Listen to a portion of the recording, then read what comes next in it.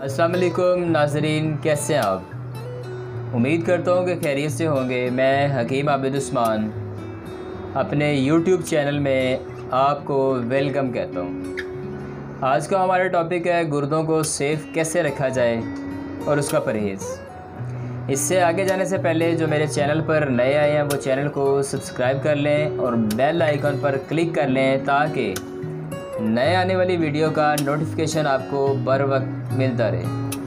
तो आइए नाज़रीन, आगे चलते हैं गुर्दों के बारे में।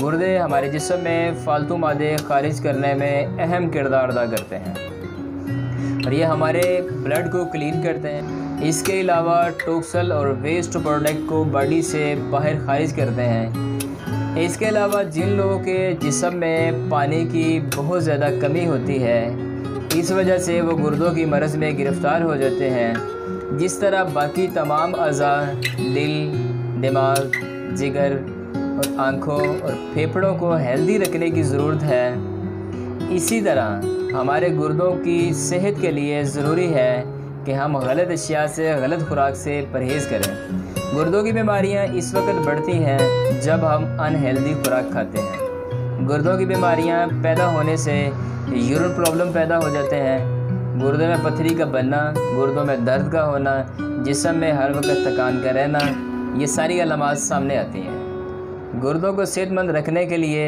ज़रूरी है कि परहेज़ किया जाए बादी अशिया से, गलत खुराक से, और इसके साथ साथ ये दवा भी इस्तेमाल करें। नुस्खा नोट करें।